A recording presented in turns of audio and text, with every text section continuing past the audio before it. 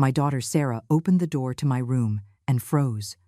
Her eyes swept over the shredded mattress on the floor, the filthy blankets, and my torn clothes hanging from a rusty nail in the wall. "Mom, where is your bed? You get $6,000 a month in retirement benefits." Her voice trembled between confusion and rage. Before I could answer, Jessica appeared in the doorway with that cold smile I knew so well. "I decide how her money is spent," she declared with an air of superiority that made my blood run cold. My daughter slowly rolled up the sleeves of her shirt, and in that moment, I knew something was about to change. Something that would leave Jessica speechless. But to understand how I ended up sleeping on the floor like an abandoned animal, I have to go back 6 months. 6 months of humiliation that began the day after my husband's funeral. It was a Tuesday in October, 6:15 in the morning. The air was crisp, and the house smelled of freshly brewed coffee. But it wasn't for me. I woke up in the guest room, that tiny space at the back of my son Michael's house, where they had temporarily put me after I became a widow. The walls were a dull cream color, stained with dampness. The window looked out onto a dark alley where stray cats fought over trash every night. My bones ached. At 66 years old, sleeping on that thin mattress over an old wooden frame was like spending the night on rocks. I heard laughter in the kitchen. Jessica and Michael were having breakfast. I could smell the bacon, the scrambled eggs, the buttered toast. My stomach growled. It had been almost 12 hours since I had eaten anything. The night before, they had served me a watery soup with 2 pieces of carrot floating in it like shipwreck survivors. "We're just tightening the budget, Eleanor," Jessica had told me with that sweet, venomous voice she used when she wanted to sound reasonable. I got up slowly, feeling every joint crack. My bare feet touched the freezing floor. I looked for my slippers, those old gray ones with a hole in the right sole. I couldn't find them. I would later discover that Jessica had thrown them in the trash because they looked horrible and gave a bad impression if guests came over. I walked barefoot down the narrow hallway. The tile floor was so cold, it felt like walking on ice. Every step was a reminder of my new reality. Me, Eleanor, who had worked for 38 years as a registered nurse, who had raised 2 children, who had bought my own house with my own blood, sweat, and tears, was now dependent on the charity of my daughter-in-law. When I reached the kitchen, I saw the scene that would repeat every morning for months. Michael and Jessica sitting at the big table, with plates full of food. Freshly squeezed orange juice, fresh fruit, yogurt, freshly baked bread. And in the corner of the counter, a small plastic plate with 2 dry crackers and a glass of water. My breakfast. "Good morning," I said, my voice still raspy from sleep. Jessica looked up for barely a second. "Good morning, Eleanor. Your breakfast is over there." She pointed to the plastic plate without lifting her hand from her steaming mug of coffee. Michael didn't even look at me. He was focused on his phone, laughing at something on the screen. I took my plate and my glass of water. I didn't say anything. What could I say? This was their house. I was just a guest, a burden, a temporary nuisance until I could go back to my house, which was being repaired, or so they had told me. I sat on the stool by the refrigerator, far from the table. I bit into a cracker. It was hard as a rock. I had to dip it in the water to swallow it. As I chewed slowly, I watched Jessica. She was wearing a new workout set, one of those brands that cost over $200. Her nails were perfectly manicured, a bright coral color. Her hair fell in soft waves over her shoulders. She looked radiant, prosperous, satisfied. I, on the other hand, was wearing the same threadbare nightgown I had been wearing for a week. I didn't have clean clothes. When I asked about my laundry, Jessica told me the washing machine was broken and I would have to wait. But clearly, they had clean clothes. Only I was trapped in this cycle of filth and neglect. "Eleanor," Jessica said suddenly, dabbing her mouth delicately with a cloth napkin, "we need to talk about your finances." I felt a knot in my stomach. My finances. "Yes, Michael and I have been reviewing your economic situation, and we're worried." Her tone was that of a teacher talking to a slow child. "You receive $6,000 a month from your pension, but you have no idea how to manage that money." "I have always managed my money perfectly," I replied, trying to stay calm. "I paid off my house, I raised my kids, I never had debt." Jessica let out a dry laugh. "That was years ago, Eleanor. Things are different now. You're older, more vulnerable. You could fall for scams, overspend, lose everything. You need help. I don't need help. I can handle my own money. Michael finally looked up from his phone. Mom, Jessica is right. We've seen cases of seniors losing their life savings because they didn't have proper supervision. I am not incompetent, I said, feeling indignation rise in my chest. I have been responsible my whole life. No one is saying you're incompetent, Jessica intervened with that fake sweetness. We just want to protect you. That's why we think it would be better if we managed your pension. That way, you ensure your money is safe and well invested. The words fell on me like stones. You want to control my pension. It's not controlling, it's managing, Jessica corrected. Look, we already spoke to a lawyer. You just need to sign a power of attorney authorizing us to handle your accounts. It's for your own good. I'm not signing that. Jessica's face hardened. The mask of kindness dropped for a second, revealing something cold and calculating underneath. Eleanor, you are living in our house, eating our food, using our utilities. The least you can do is trust us to take care of you completely. I can pay for my stay here. I can contribute. It's not about that, Michael said, but his voice sounded rehearsed, as if he were repeating words Jessica had taught him. It's about your well-being. If you sign the power of attorney, we can make sure you have everything you need. Everything you need. The words rang hollow. I looked at my plastic plate with the hard crackers. I looked at my dirty nightgown. I looked at the miserable room where I slept. If this was what they considered everything I needed, what would happen when they completely controlled my money? I need to think about it, I said finally. Jessica sighed dramatically. There isn't much to think about, Eleanor. But fine. You have until tomorrow to decide. After that, we'll have to take other measures. I didn't ask what other measures meant. The threat in her tone was clear enough. That night, lying on my thin mattress, I heard Jessica and Michael talking in their bedroom. The walls were so thin I could hear every word. Do you think she'll sign? Michael asked. She has to sign, Jessica replied. She has no choice. Where else is she going to go? Sarah is too far away and never visits. The old lady is alone. She needs us. And if she refuses? There was a pause. Then Jessica spoke with a coldness that chilled me to the bone. Then we make her life so miserable she'll beg to sign. It's simple. Michael, $6,000 a month is $72,000 a year. In 5 years, that's over $300,000. That money could be ours. We could remodel the house, buy a new car, invest. We just need her to sign that paper. My heart beat so fast I thought they could hear it. It wasn't protection they wanted. It was my money. All my money. And so began my nightmare. The next morning, I signed the power of attorney.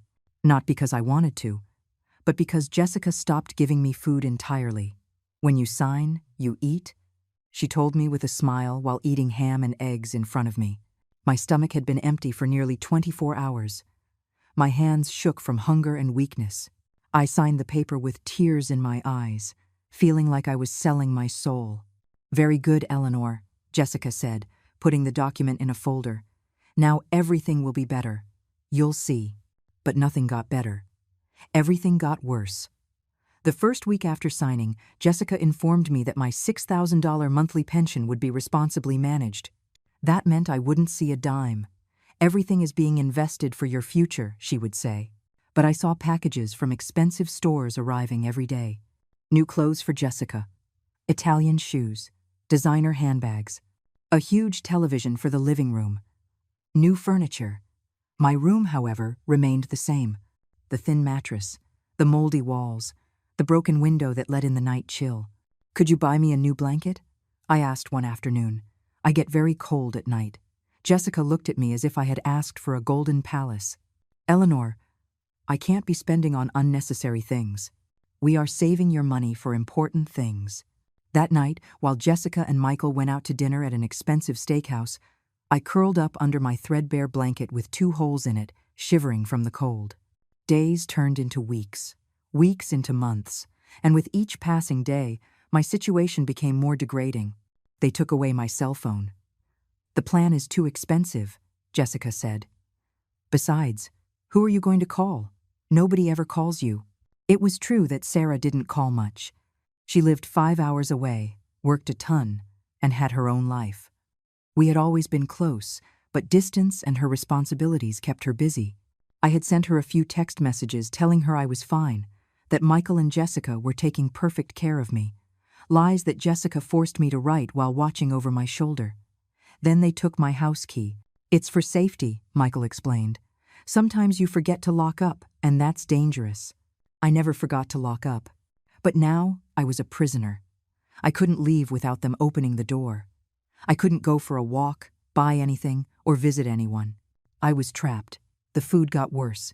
Breakfast, 2 crackers and water. Lunch, leftovers from what they had eaten the day before, usually cold and scarce. Dinner, watery soup or a piece of bread with margarine. Meanwhile, Jessica cooked feasts for herself and Michael. The smell of roast beef, baked chicken, pasta with delicious sauces tortured me every night. I started losing weight. My clothes hung off my increasingly thin frame. I looked in the mirror and didn't recognize myself. My eyes were sunken, my skin pale and wrinkled. I looked like a ghost of the woman I used to be.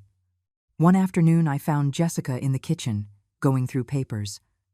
I walked over and saw they were bank statements from my account.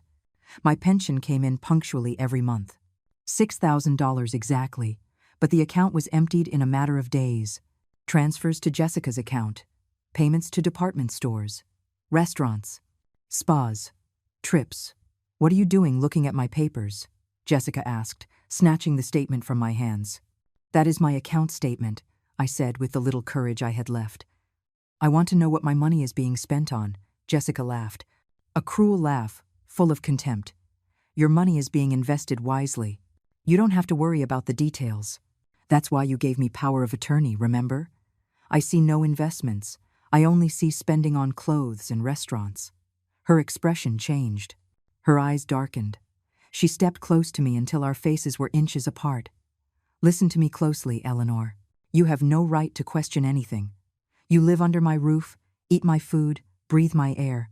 If you don't like how I handle things, the door is right there. Leave. But I warn you, you have nowhere to go. Your house is sold." I felt the floor sink beneath my feet. "What did you say?"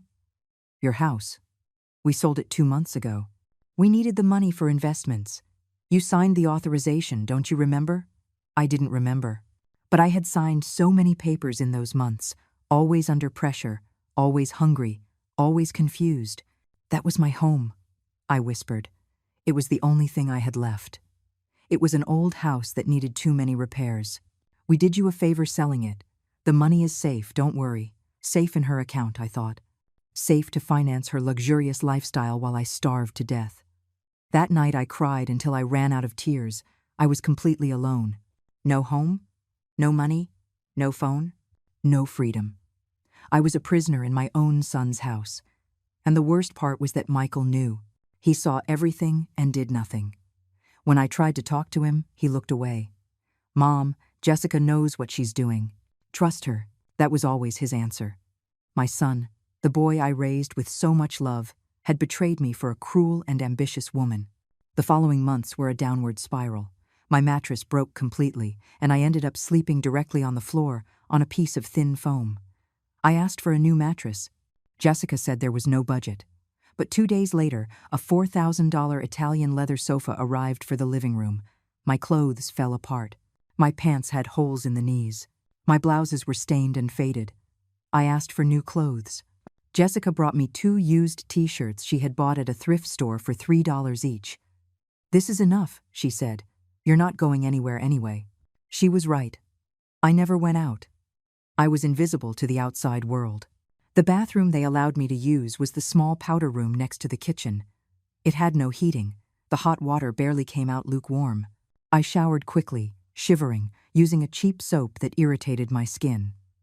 Meanwhile, Jessica bathed in the master bathroom with aromatic salts, essential oils, and soft towels.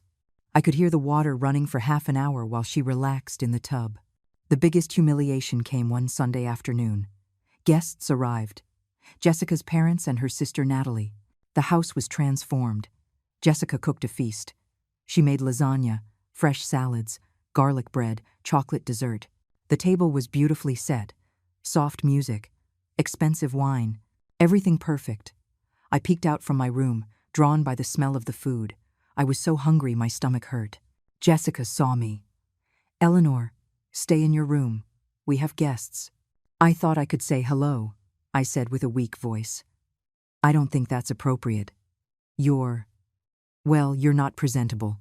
She looked me up and down with evident disgust. "Besides, there isn't enough food for everyone. There was food to feed 10 people, but I wasn't worthy of sitting at the table." I went back to my room and closed the door. I heard the laughter, the conversations, the clinking of glasses.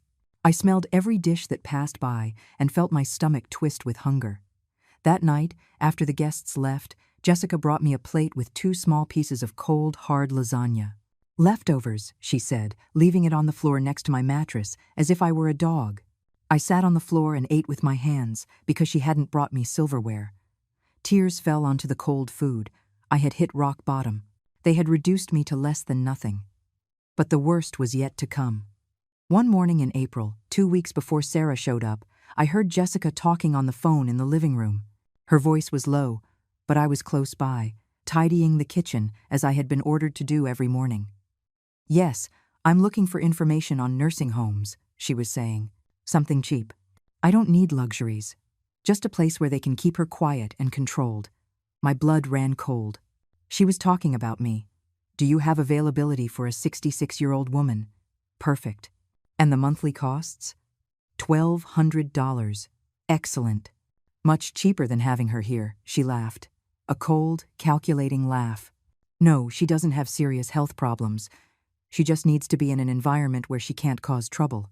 You know what I mean." I kept scrubbing the dishes, making noise so she wouldn't suspect I was listening. "Send me the information by email." "Yes, that's my address. Perfect. We'll be visiting soon." "Thanks." She hung up the phone and sighed with satisfaction.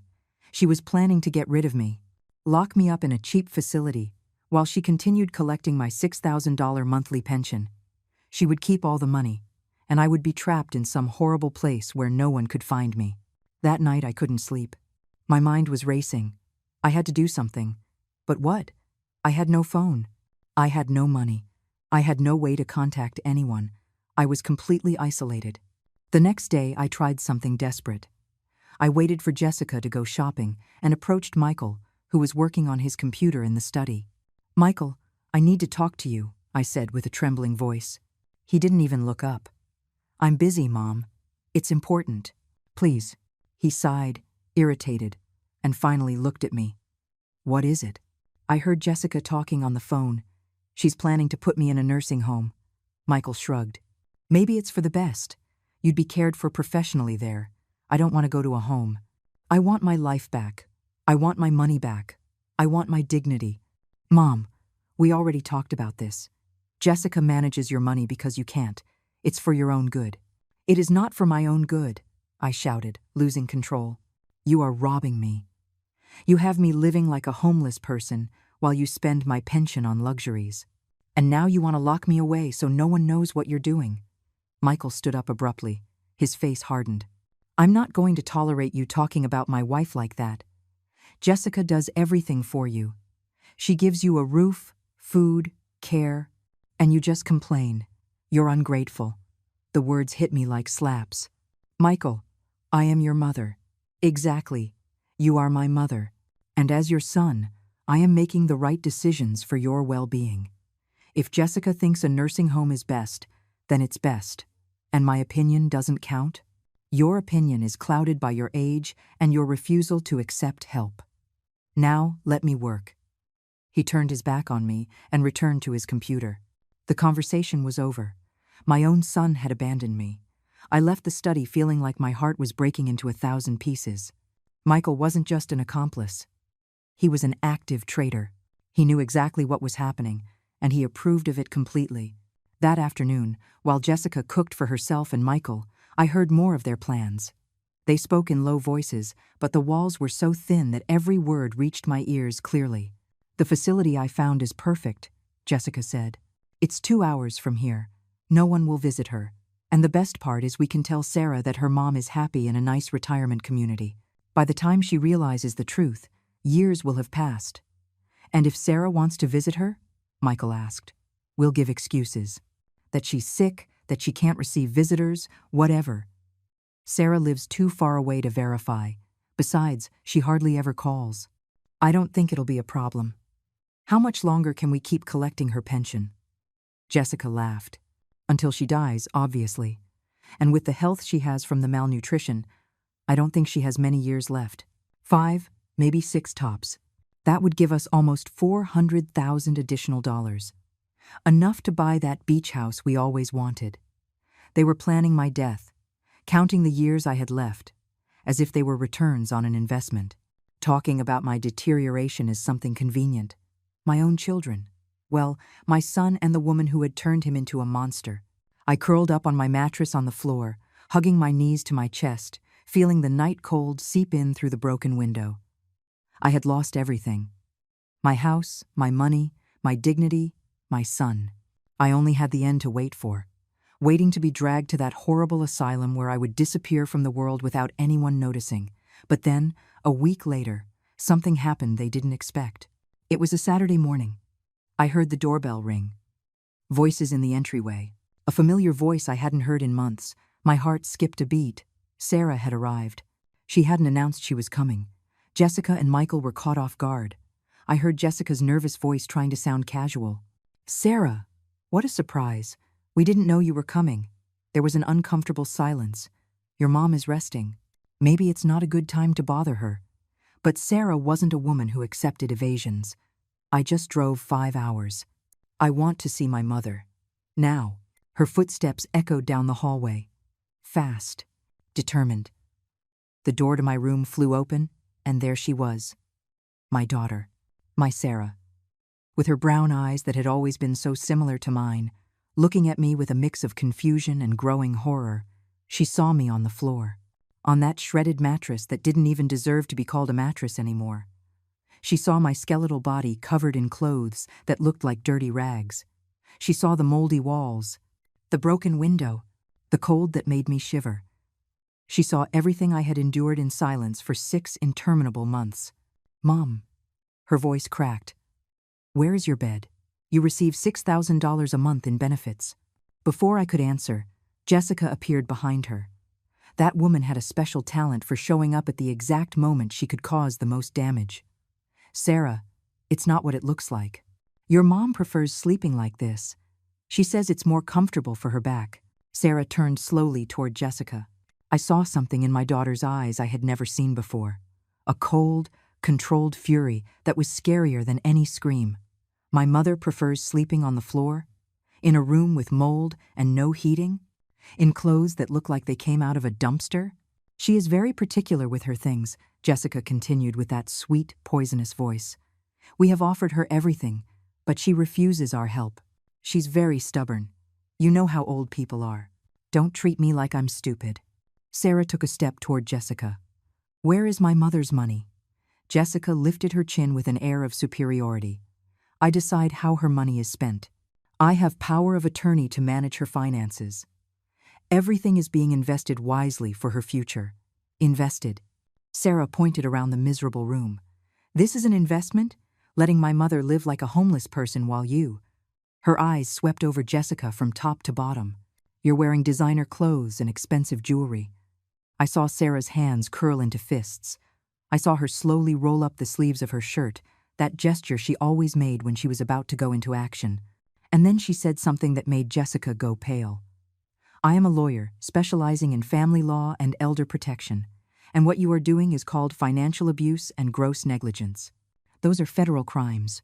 The silence that followed was absolute. Jessica opened her mouth, but no sound came out. Her face of smugness crumbled like a house of cards. Sarah knelt beside me. Her hands touched my face with infinite tenderness. "Mom, when was the last time you ate something decent?" I couldn't answer. The tears I had held back for months exploded. I cried like a lost child, clinging to my daughter as if she were my only connection to the real world. "Yesterday they gave me watery soup," I whispered between sobs, "and today only 2 crackers." Sarah's eyes filled with tears, but her jaw tightened with determination. She stood up and faced Jessica again. "Get dressed, Mom. I'm taking you out of here right now. You can't just take her like that.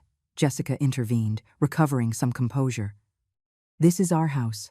She is under our legal care. Legal care. Sarah let out a bitter laugh. This isn't care. This is torture. And I'm going to make sure you face the consequences. Michael appeared in the doorway. Sarah, you're misinterpreting the situation. Mom is well taken care of. Sarah turned to her brother. The disappointment on her face was devastating. Michael, look at yourself. Look at what you've become. You let this woman torture our mother for money. This is how you repay everything she did for us. You don't understand anything, Michael muttered, looking at the floor. He couldn't hold his sister's gaze.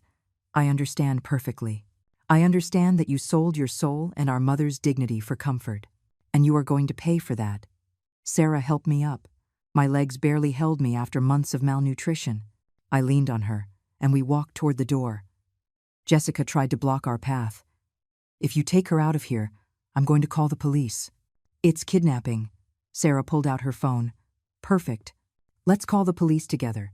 I'll show them the state I found my mother in. The conditions you kept her in. The bank statements that I am sure will prove embezzlement. Please, call. I beg you.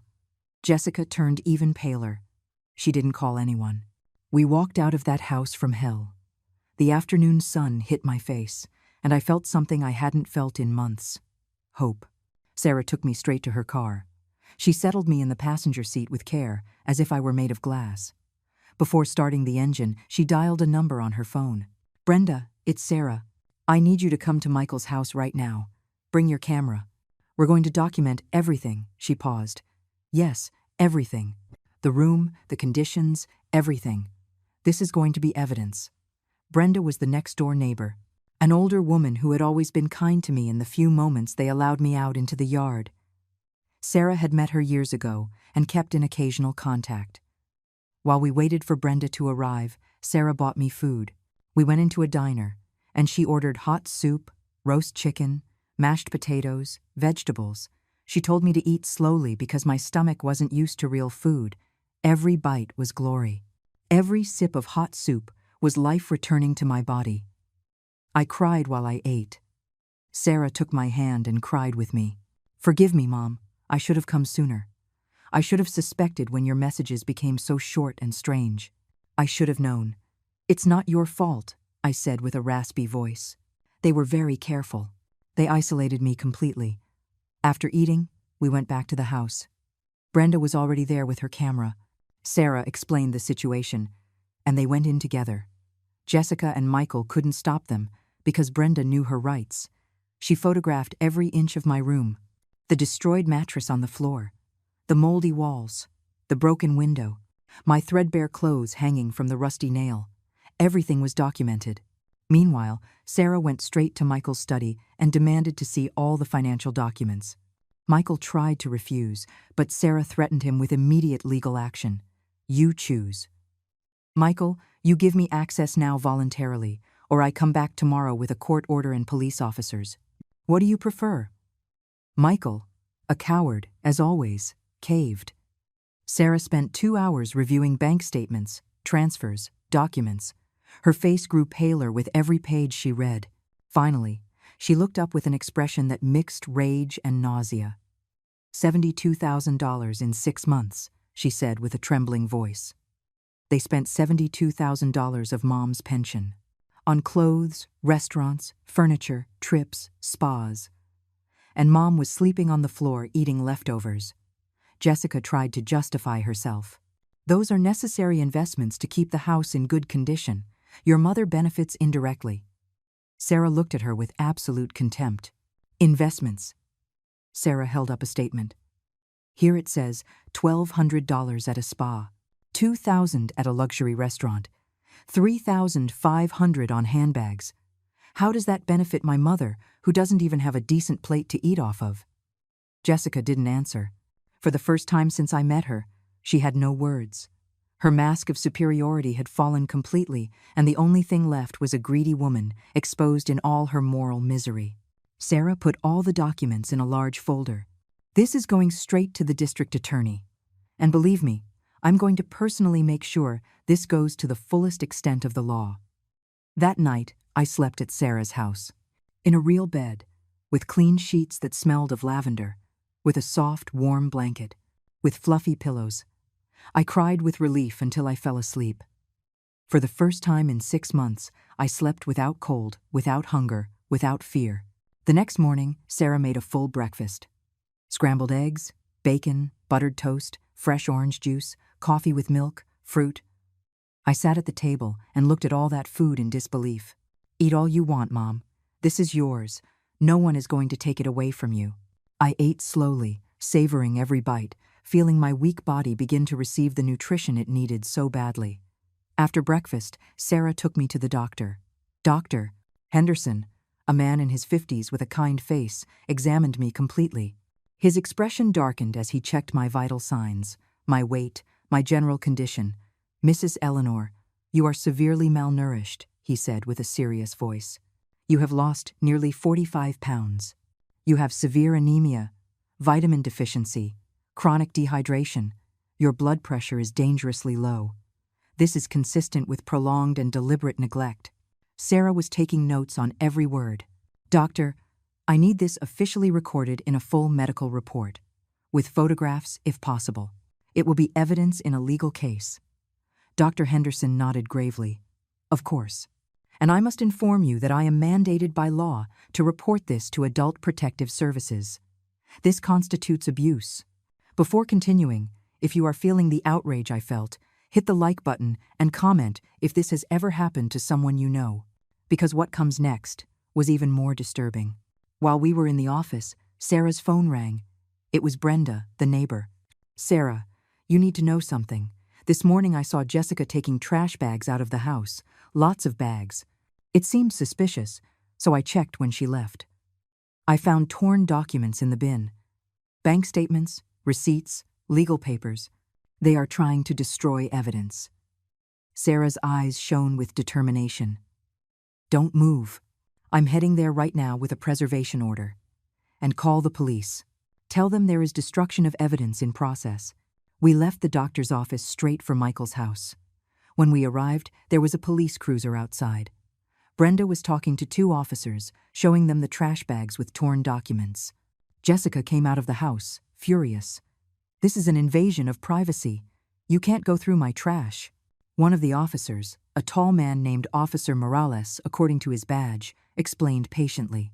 Ma'am, once the trash is on the curb, it is public property, and we have a complaint of destruction of evidence in an elder abuse case. We're going to need you to cooperate. Sarah approached with the folder of documents she had compiled. Officer Morales, I am an attorney representing my mother, Eleanor. I have evidence of financial abuse, gross negligence, and embezzlement by my sister-in-law Jessica and my brother Michael. Here are bank statements, medical reports, and photographs of the conditions they kept my mother in. The officer reviewed the documents. His expression hardened. This is very serious. We're going to need statements from everyone involved. Michael came out of the house, pale as a ghost. Sarah, please. We can resolve this as a family. There's no need to involve the police. As a family. Sarah looked at him with disbelief. You let our mother starve to death while you spent her money on luxuries. There is no family here, Michael. Only criminals. The following days were a whirlwind of legal activity. Sarah worked tirelessly. She hired David, a lawyer specializing in financial elder abuse cases. Together, they built a solid case. David was a meticulous and brilliant man. He reviewed every document, every transfer, every expense. This is one of the worst cases I've seen, he told me during a meeting. They not only stole her money, but they tortured her psychologically. They isolated her, starved her, destroyed her self-esteem. This goes beyond financial abuse. It's torture. Sarah also investigated on her own. She discovered something that froze my blood. She went into the search history on Michael's computer. Among the recent searches were things that made me tremble. Low-cost nursing homes. How to sedate an elderly person naturally. Medication to make old people sleep.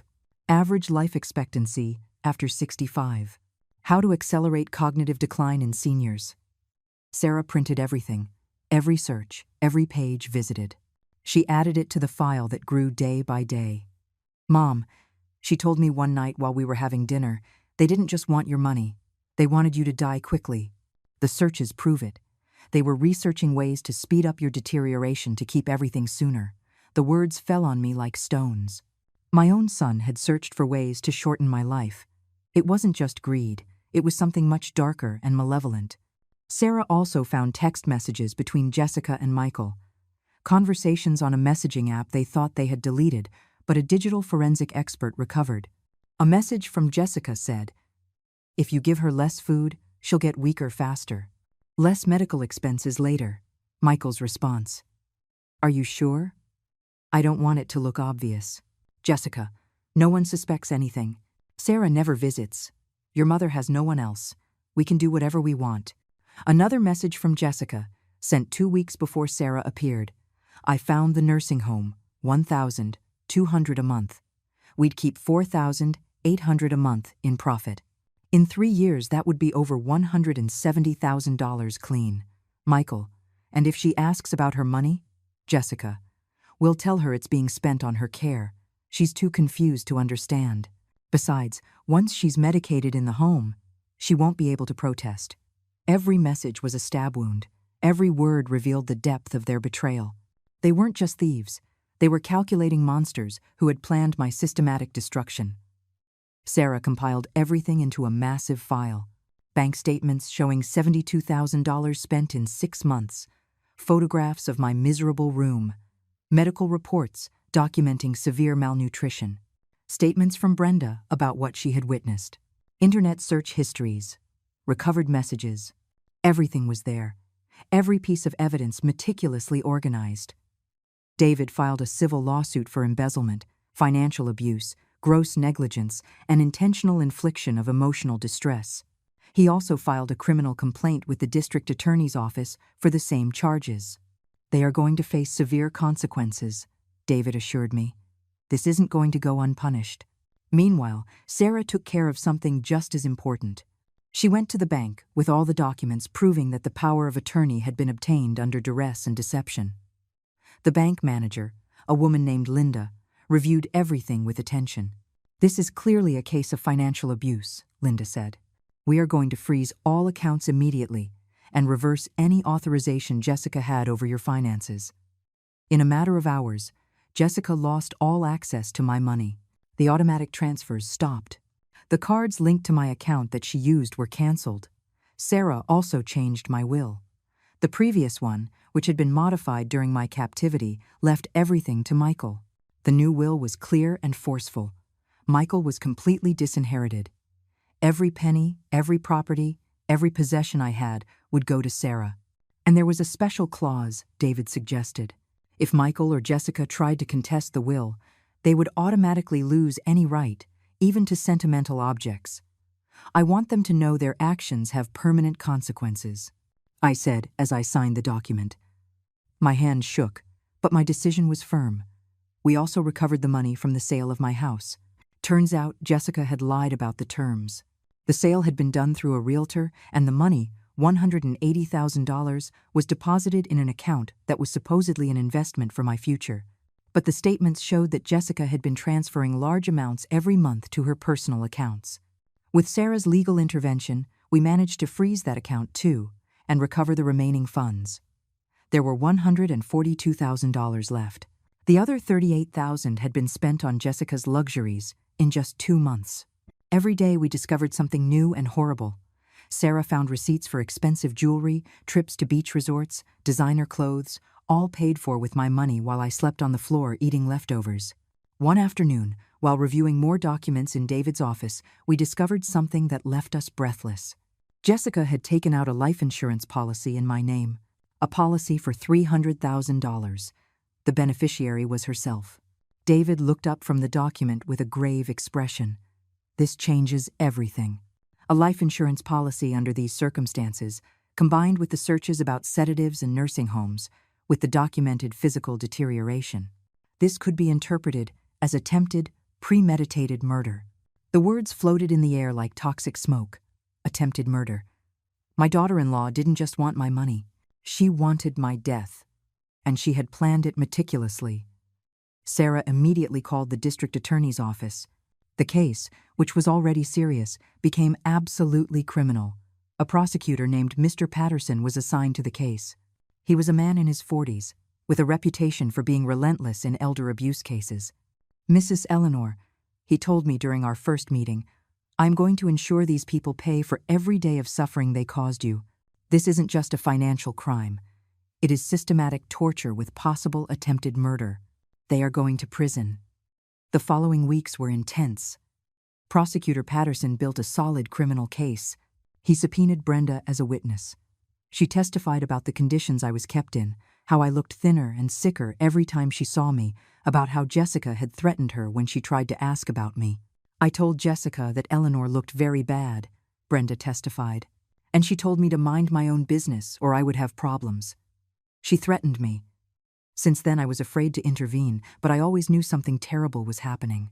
They also called Dr. Henderson as an expert witness. He explained in detail the state of severe malnutrition in which he found me, how that could only be the result of prolonged and intentional neglect, how my body showed signs of systematic abuse. Linda from the bank also testified about the suspicious transactions, about how Jessica withdrew large amounts regularly while my personal expense account remained empty. The digital forensic expert presented the recovered messages between Jessica and Michael. Every message was read aloud in court during the preliminary hearing.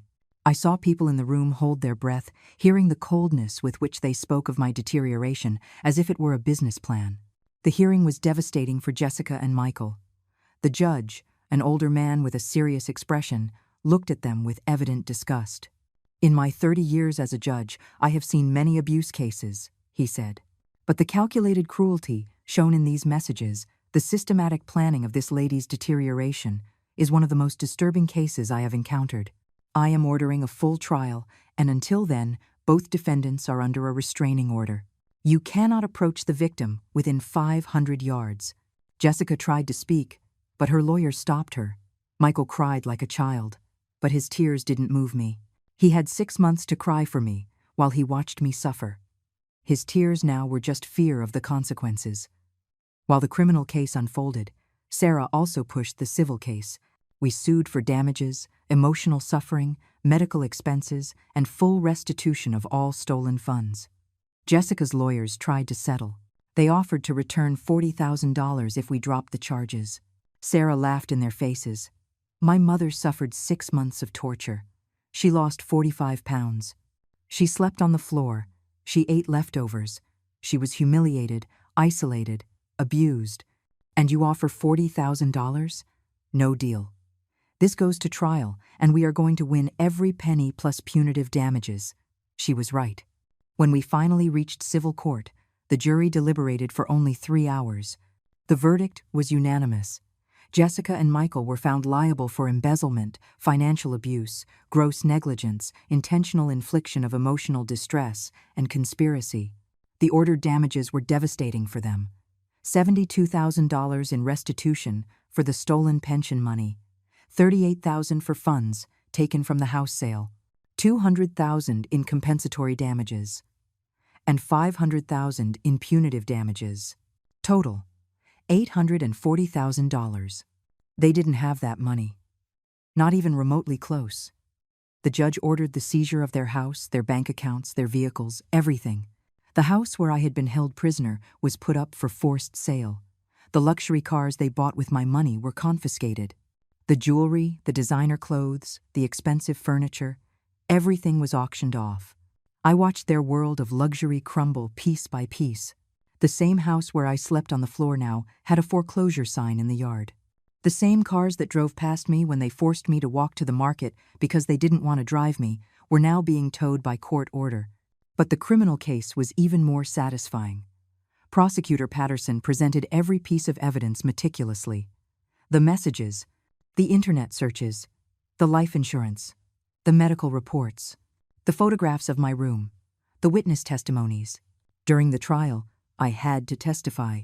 It was painful to relive every moment of humiliation. But I looked Jessica directly in the eyes while I described how she let me sleep on the floor while she bought $4,000 sofas, while I explained how I ate 2 crackers a day while they feasted on banquets.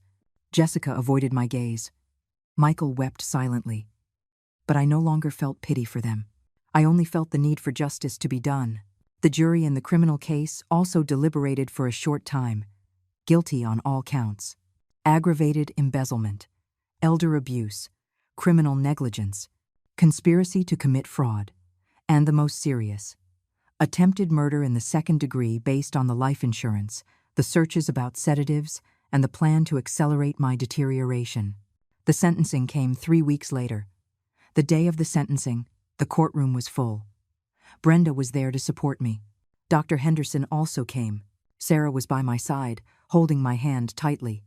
The judge reviewed the documents in front of him for what seemed like an eternity. Finally, he looked up and spoke with a firm, clear voice. "Jessica Castillo and Michael Mendez, rise." Both stood up slowly. Jessica tried to maintain composure, but her hands were shaking. Michael was deathly pale. "I have reviewed this case exhaustively," the judge began, "and I must say the systematic cruelty demonstrated here is deeply disturbing. You didn't just steal a vulnerable woman's money. You tortured her psychologically. You starved her. You isolated her. You destroyed her dignity day after day. And you did it not out of necessity, but out of pure greed. You planned her deterioration as if it were a financial investment. This deserves no leniency." He paused. The silence in the room was absolute. "Jessica Castillo, as the principal author of these crimes, I sentence you to 12 years in prison for aggravated embezzlement, elder abuse, criminal negligence, and attempted murder in the second degree. Additionally, you will be permanently barred from working in any position involving the care of the elderly or handling others' finances." Jessica collapsed in her chair. Her sobs filled the room. But the judge wasn't finished. "Michael Mendez, as an accomplice and conspirator, you betrayed your own mother in the vilest way. I sentence you to 8 years in prison for the same charges. And I want you to know that society expects more from a son. You didn't just fail as a son, you failed as a human being." Michael wept openly. He tried to look at me, perhaps seeking some gesture of forgiveness, but I looked away. I had no forgiveness to give him. "Both will be remanded to custody immediately," the judge continued. "There is no possibility of bail during appeals. This court considers you a danger to vulnerable adults. Officers, please." 2 officers approached. They handcuffed Jessica and Michael. I watched as they were led out of the room. Jessica screamed that it was unfair, that she had only wanted to help Liz until the very last moment. Michael simply cried.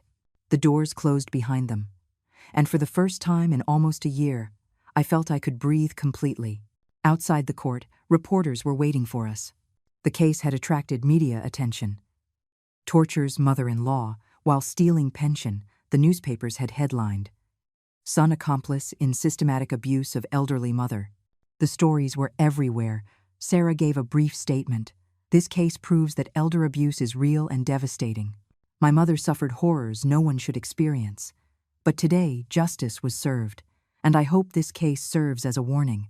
Elder abuse will not go unpunished." The following days were strange.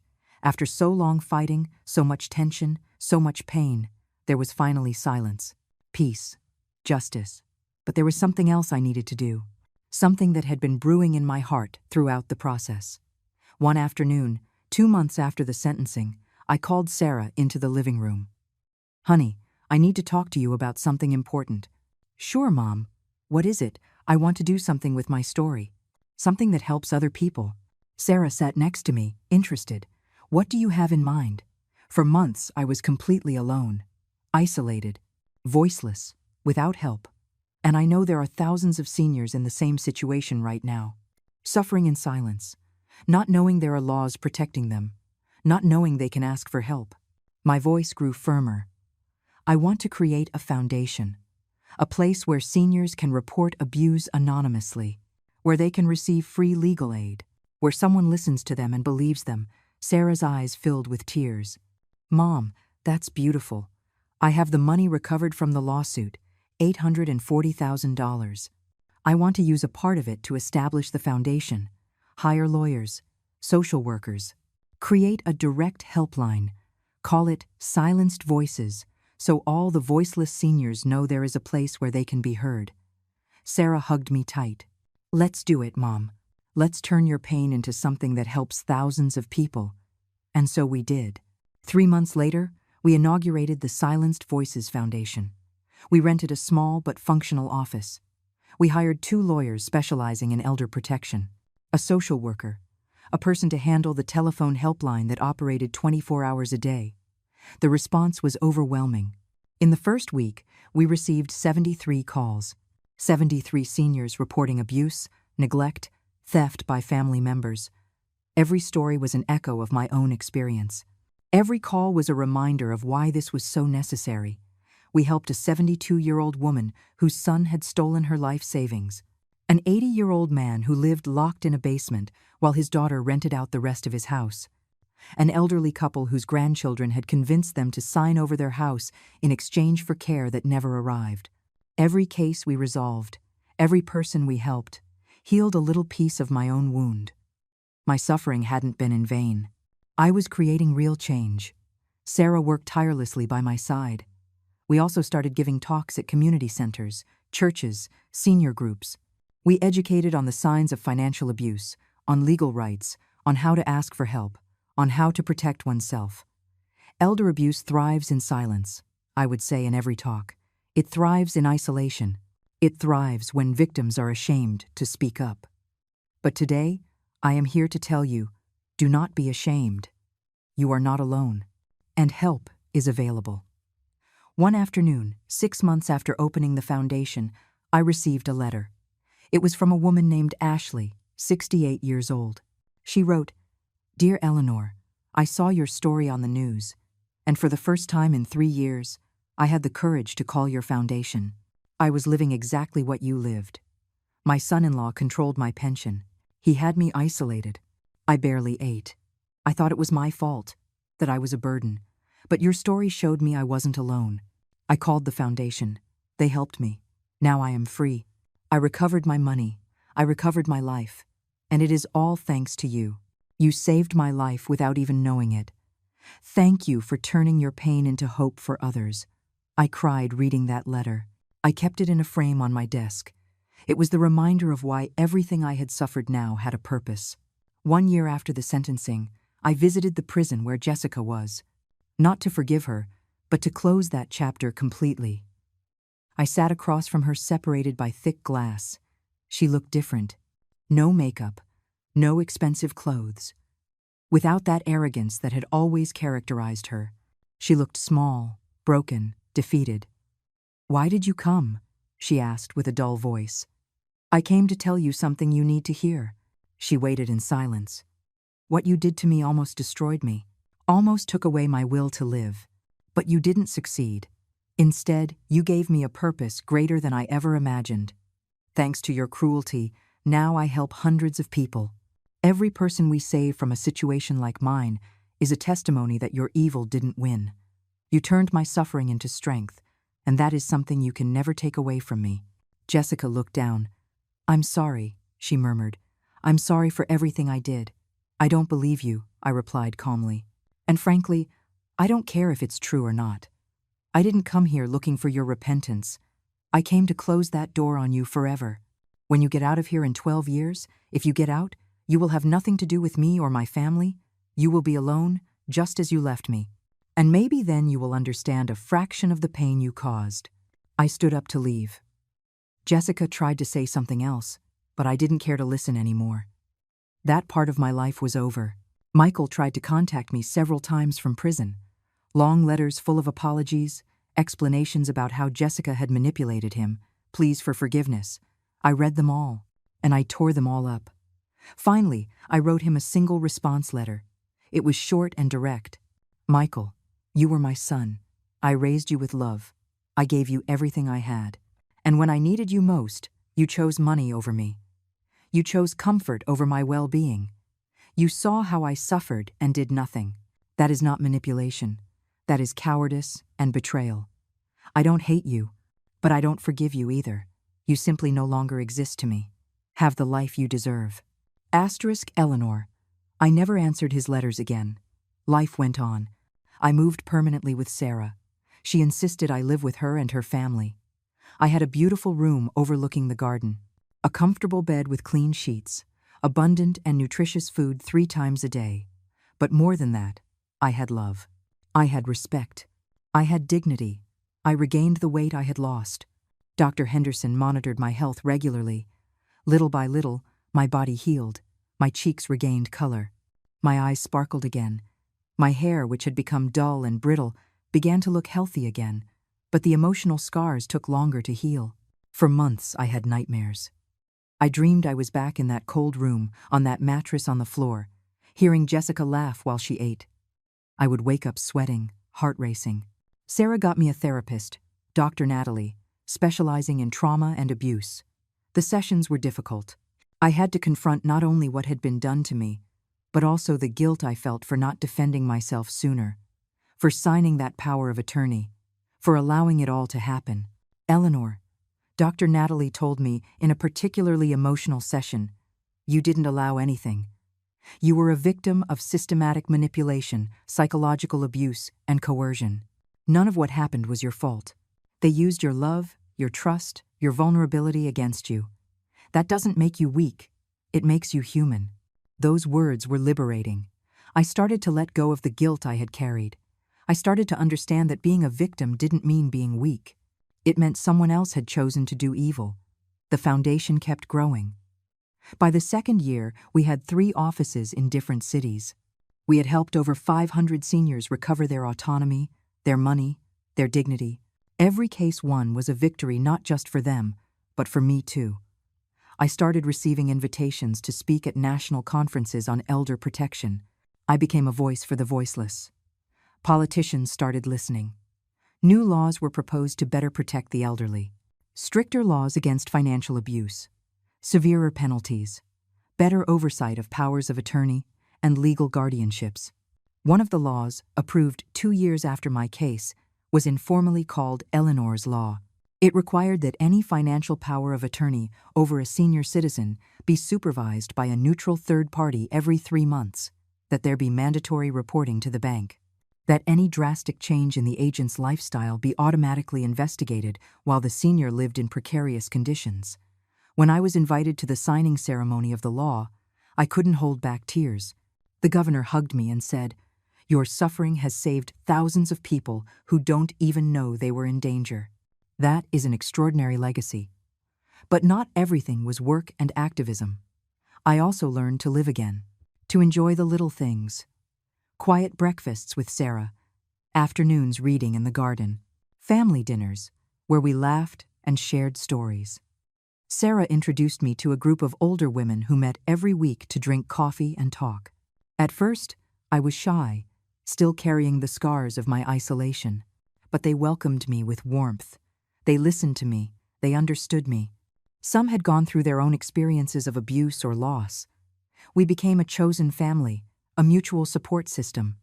One of them, a woman named Linda, 73 years old, became especially close. She had lost her husband years ago and understood the pain of rebuilding a life after loss.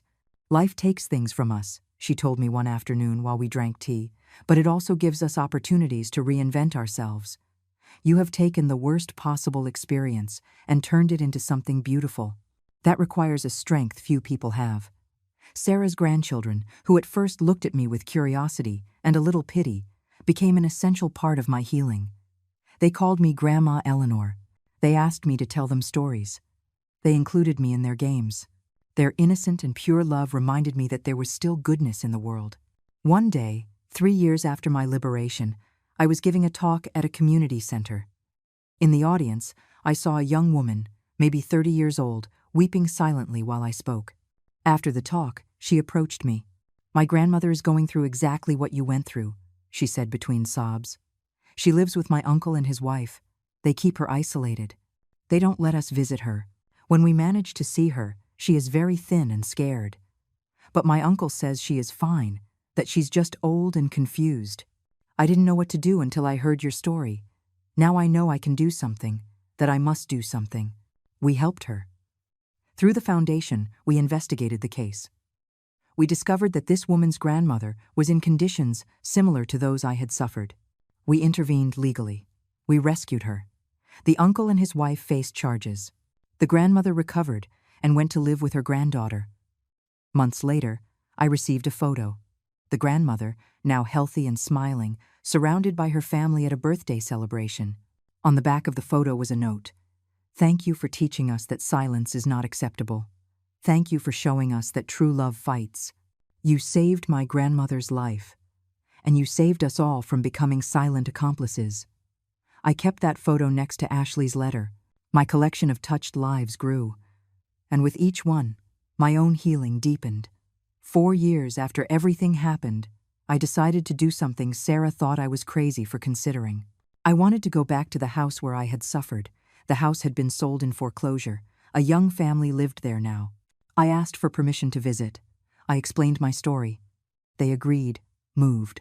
I entered that house with Sarah by my side. Everything looked different. They had remodeled, painted, changed the furniture. But the hallways were the same. The doors were the same. I walked to the room where I had slept on the floor. Now it was a nursery, full of toys and bright colors. A crib in the corner, drawings on the walls. Life and joy where before there was only darkness and despair. I stood in the doorway of that room looking at the transformation. Tears ran down my face. But this time they weren't from pain, they were from liberation. The place that had been my prison was now a space of love and happiness for another family. The cycle had been broken.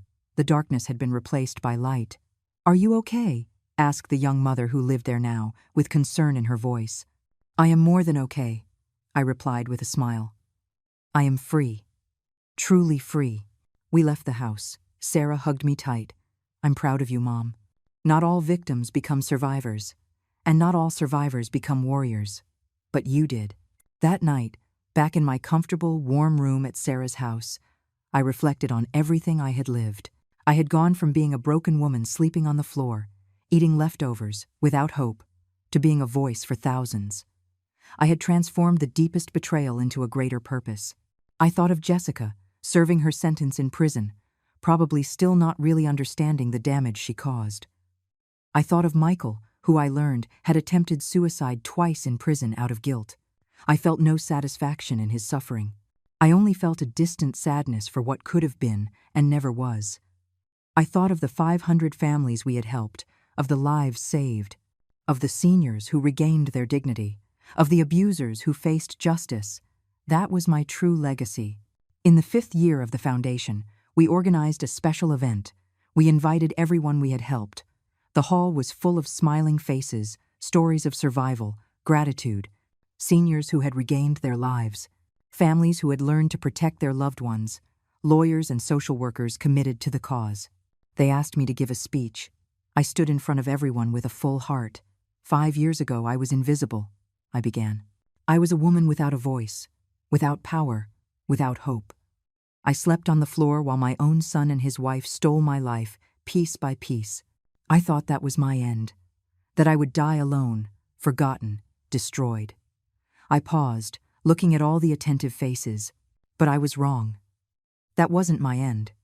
It was my beginning, because from that suffering, something more powerful than pain was born. The determination that no other person would have to go through the same thing was born. This foundation was born. A movement was born. Tears flowed freely now, but my voice was steady. Every single one of you in this room is proof that darkness does not win, that abusers do not have the last word, that justice, even if late, arrives, and that from the deepest pain, you can make the greatest purpose. The room erupted in applause. People stood up. I saw tears on many faces. Sarah hugged me on stage, whispering in my ear, "Dad would be so proud of you." After the event, a reporter asked me for an interview. It was for an article on seniors who had transformed tragedy into triumph. "Mrs. Eleanor," she asked me, "if you could say something to your past self, to that woman sleeping on the floor 5 years ago, what would you say?" I thought carefully before answering. I would tell her to hang on, that the darkness isn't forever, that even though it seems like the world has forgotten her right now, there are people who love her, that she is about to discover a strength she didn't even know she had, and that her suffering will not be in vain, that from those ashes she is going to rise stronger, wiser, more compassionate. I would tell her, "Hold on one more day, because salvation is on the way." And what would you say to other seniors who are suffering abuse right now? I would tell them they are not alone, that it is not their fault, that they deserve dignity, respect, and love regardless of their age. That help is available, that speaking up isn't weakness, it's bravery, and that it is never, never too late to get your life back. The interview was published and went viral. We received thousands of calls in the following weeks. The foundation had to expand again. We opened 2 more offices. We hired more staff. The movement grew. 6 years after my rescue, on a sunny spring day, I was in Sarah's garden when my phone rang. It was David, my lawyer. "Eleanor, I have news. Jessica requested early release. It was denied. She will serve her full sentence." I felt a deep calm. "Thank you for informing me, David. There's something else." Michael also requested a sentence reduction based on good behavior. The judge considered it but finally decided he will serve at least 6 years before being eligible for parole. And when he gets out, he will have a permanent restraining order preventing him from contacting you. "That's fine," I said simply. That part of my life was closed, sealed, finished. That afternoon, sitting in the garden with a cup of hot tea, I reflected on my path. From victim to survivor to warrior. From invisible to spokesperson. Defeat to complete. My $6,000 monthly pension was now managed by me, with Sarah as a voluntary supervisor for transparency. I used part of it to live comfortably. Part I donated to the foundation. Part I saved for Sarah's grandchildren's future. I was 72 years old now. My hair was completely silver. My face showed lines of time and experience. But my eyes shone with purpose. My back was straight with regained dignity. My voice was strong with the confidence of someone who has survived the worst and come out stronger. Some betrayals do not deserve forgiveness. Some acts are so cruel they break bonds permanently. And that is okay. Forgiveness isn't always necessary to heal. Sometimes, justice is enough. Sometimes, purpose replaces forgiveness. I closed my eyes and felt the sun on my face. I heard Sarah's grandchildren laughing and playing inside the house. I smelled the flowers in the garden. I felt the warm cup in my hands. I was alive. I was free. I was at peace. And somewhere right now, there was a senior citizen being abused, feeling alone, losing hope. But thanks to the foundation, thanks to the laws we help change, thanks to the voices we refuse to silence, that senior had a chance. They had a number to call. They had people who would believe their story. They had hope. That was enough. That was everything. If this story touched you, subscribe to hear the next ones. Because there are thousands of stories like mine that need to be told. Stories of abuse that must be exposed. Stories of justice that must be celebrated. Someone needs to hear this. Maybe that someone is you. Or maybe you know someone who needs it. Share this. Talk about this. Because silence is the abuser's ally. And we refuse to be silenced.